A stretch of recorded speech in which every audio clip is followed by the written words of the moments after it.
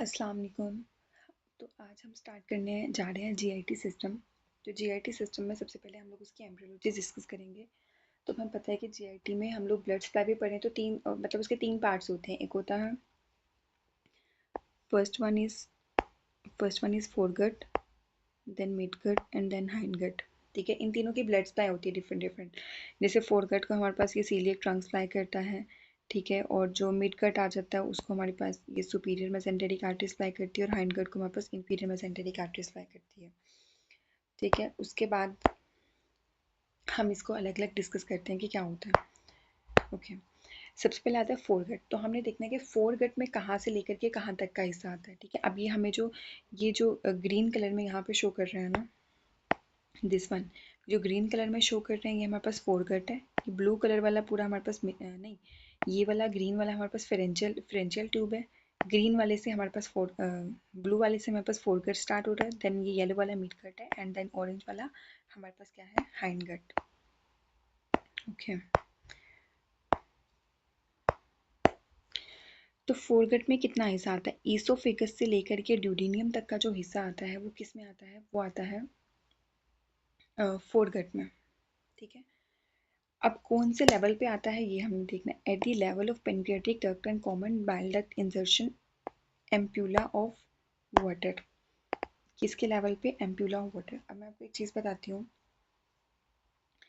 For example ये देखिए, ये है कॉमन बाइल डक्ट, ठीक है, और अब यहाँ से आ रही है पेनक्रियाटिक डक्ट। ठीक है,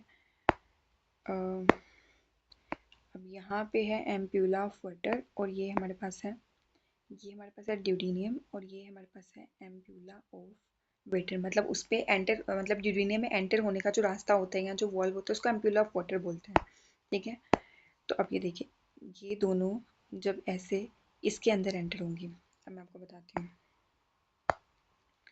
तो अब देखिए, जैसे यहाँ पे लिखा हुआ है कि oesophagus to duodenum at the level of pancreatic duct and common bile duct insertion ampulla of Vater. कि फोरगट में कितना हिस्सा आता है? ईसोफेगस से लेकर के ड्यूडेनियम तक का हिस्सा फोरगट में आता है। और कौन से लेवल पे? जहाँ पे ये कॉमन बाइल डक्ट और पेनक्रियाटिक डक्ट मिल करके किस में इंसर्शन होती है? इसकी ड्यूडेनियम में, थ्रू किसके? एम्प्यूला ऑफ वाटर के। ठीक है, इतनी बात की समझ लग गई? मैं आगे बताती हूँ आपको। ओके, तो नेक्स्ट देखिए यहाँ पे क्या लिखा हुआ है।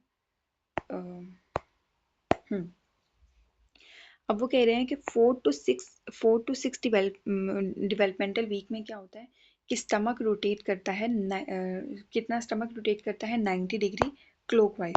स्टमक कितना रोटेट करता है? 90 डिग्री क्लॉकवाइज। ओके, ये देखिए,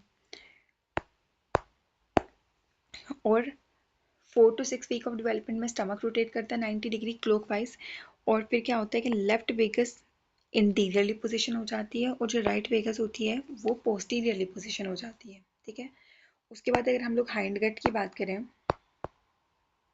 ठीक है, सॉरी, मिडगट की बात करें, तो मिडगट में कितना पार्ट आता है? Lower duodenum to proximal 2/3 of transverse colon.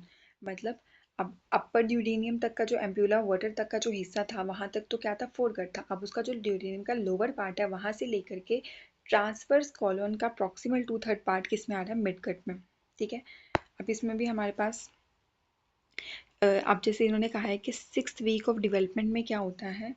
6th week of development में यहाँ पे फिजियोलॉजिकल हर्निएशन होती है। ठीक है, अब एक ये देखिए क्या होती है? फिजियोलॉजिकल हर्निएशन होती है। अब मैं आपको बताती हूँ। फिजियोलॉजिकल हर्निएशन क्या होती है? एक तो फिजियोलॉजिकल होती है, एक होती है पैथोलॉजिकल। जो फिजियोलॉजिकल होती है वो नॉर्मल होती है, उसमें कोई खतरे की बात नहीं होती, वो नॉर्मल चीज़ होती है, फिजियोलॉजी नॉर्मल होती है। बट जो पैथोलॉजी होती है वो बिकॉज ऑफ सम डिजीजेस की वजह से होती है। तो यहाँ पे क्या होता है कि फिजियोलॉजिकल हर्निएशन हो जाती है मिड गट की through the umbilical ring.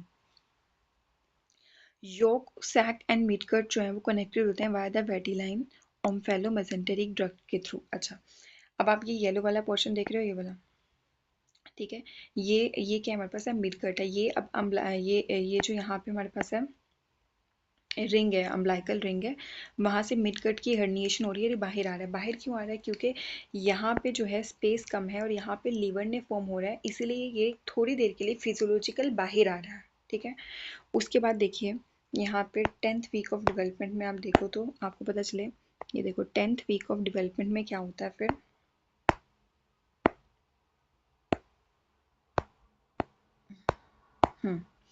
10th week of development में क्या होता है कि returns to abdominal cavity rotating around superior mesenteric artery. ठीक है, उसके बाद 10th वीक में क्या होता है कि जो एब्डोमिनल कंटेंट जो है वो अम्बिलिकल रिंग से बाहर गया था वो वापस आ गया 10th वीक पे, क्योंकि अब लीवर फॉर्म हो गया है।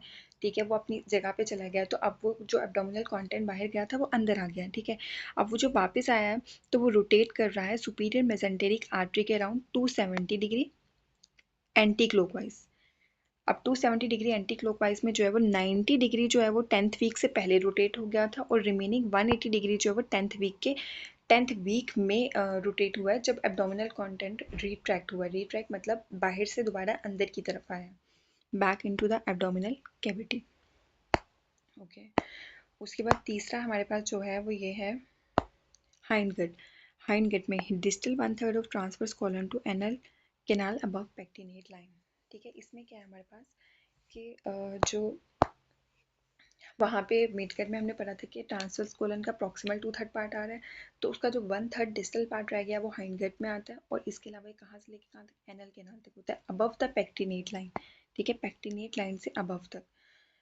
तो ये टॉपिक था यहीं तक। अब मैं आपको इधर से एक दो चीज़ बता दूँ कि यहाँ पे कुछ ट्राबिकुलरिस इन्होंने यहाँ पे स्ट्रक्चर्स दिए हुए हैं फोरगट में। जैसे ये यहाँ से ये स्ट्रक्चर्स निकल रहे हैं, तो इस स्ट्रक्चर से हमारे पास क्या बनेगा, रेस्पिरेटरी सिस्टम बनेगा आगे जा कर के।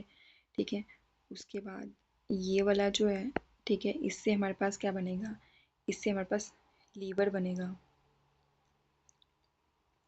और फिर ये जो है ये वाला, और ये जो ये वाला दो दिए हुए हैं। ठीक है, एक जो है वेंट्रल, एक जो है वेंट्रल पेनक्रियाटिक डक्ट है, और एक है डोर्सल पेनक्रियाटिक डक्ट, और दोनों मिलकर क्या बनाते हैं, पेनक्रियाज बनाते हैं।